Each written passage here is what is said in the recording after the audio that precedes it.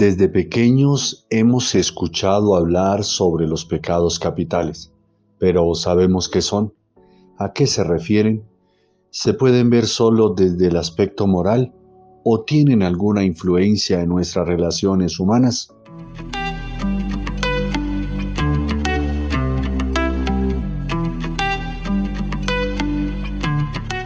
Hola, muy buen día. Soy Leonel Grimaldo Salazar de psicólogoalamano.com. Desde pequeños hemos escuchado hablar de los pecados capitales, pero ¿sabemos qué son? ¿A qué se refieren?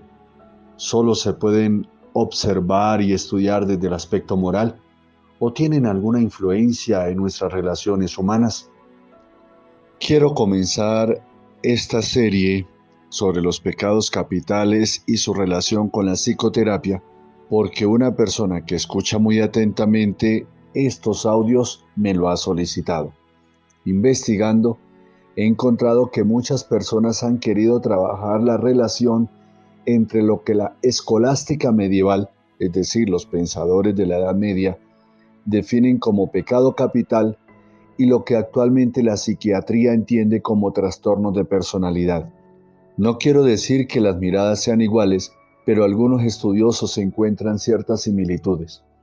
La categorización de pecados capitales la hace el Papa Gregorio el Grande hacia el año 600, porque los teólogos se percataron de que eran origen de otros muchos, es decir, el que los comete también desarrolla otras muchas conductas y actitudes indeseables.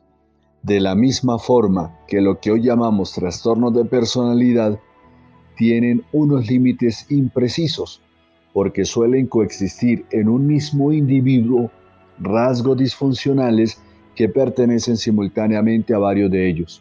El hecho de que la personalidad sea un continuo dinámico, es decir, una constante construcción, permite que ciertos rasgos sean frenados, fortalecidos, debilitados o educados, lo que nos acercaría a la idea de que el pecado puede ser corregido y el pecador dejar de serlo. Sobre los 7 pecados capitales, vamos a tratar ahora de referirnos de una forma general a ciertos paralelismos, a ciertos parecidos entre el concepto de pecado capital y el de trastorno de personalidad. 1. Los niveles en los que se manifiestan. Recordemos que se habla de que se puede pecar de pensamiento, palabra, obra u omisión, lo que nos hace ver también los niveles en los que se manifiesta el trastorno de personalidad. Nivel cognitivo, pensamiento, nivel expresivo o palabra, nivel conductual, obra u omisión. Segundo, insisten mucho los padres de la Iglesia en la tristeza que acompaña al pecado.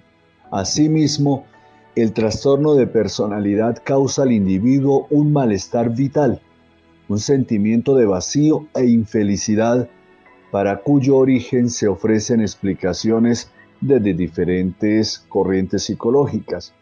El psicópata se encuentra incapacitado frente al amor, y para el tema moral, el paradigma supremo del amor es el amor de Dios. Tercero, al pecador se le ofrece el tratamiento moral en el sacramento de la penitencia.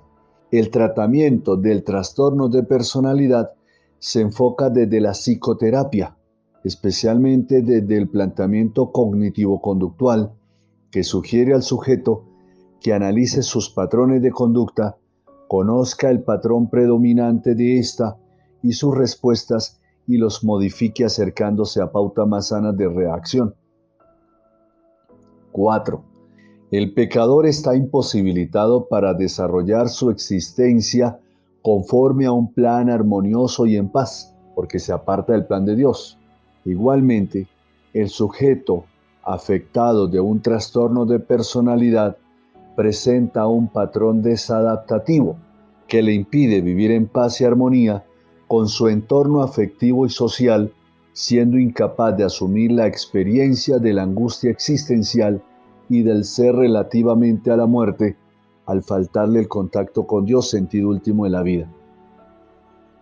Y por último, al igual que se habla de una carrera del pecador, en la que parece que éste se va hundiendo cada vez más en la miseria moral, existe un desarrollo psicopático de la personalidad, porque el individuo se va haciendo cada vez más inadaptado y desviado al reforzar los patrones disfuncionales en su interacción con el mundo.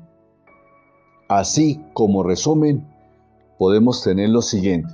Los pecados eran considerados vicios, desviaciones de la conducta humana que llevaban al descontrol de la misma y a la corrupción del alma. Los pecados capitales se denominan así no por la grandeza del pecado, sino porque eran el comienzo de un desencadenamiento de otros vicios. Se asumía que la persona, por su naturaleza humana, estaba inclinada a ceder a las tentaciones que le llevaba a caer en tales vicios, es decir, distorsiones de la conducta moralmente aceptable que evitaban la adecuada socialización. Y los trastornos psicológicos se pueden concebir como desviaciones de la conducta normal o funcional.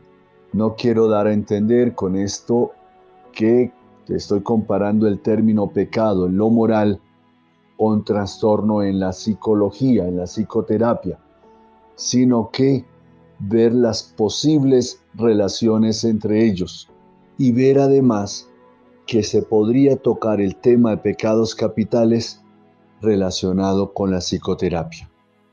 Finalmente, mis datos los pueden encontrar en www.psicologoalamano.com. Ahí está mi número celular, ahí está mi contacto de WhatsApp, mi contacto de correo electrónico. Si usted tiene un tema que de pronto le gustaría que en medio de estos cortos audios fuera tocado, envíeme un mensaje por interno y con mucho gusto trataré en lo posible de investigar, poder organizar un audio según lo que usted desee. Pero también si usted necesita una terapia, allí puede encontrar mi perfil y me puede contactar. También es importante tener en cuenta que estos audios son generales, pero si usted conoce a alguien que le pueda servir estos audios, compártaselo con toda la tranquilidad. ¡Feliz día para todos!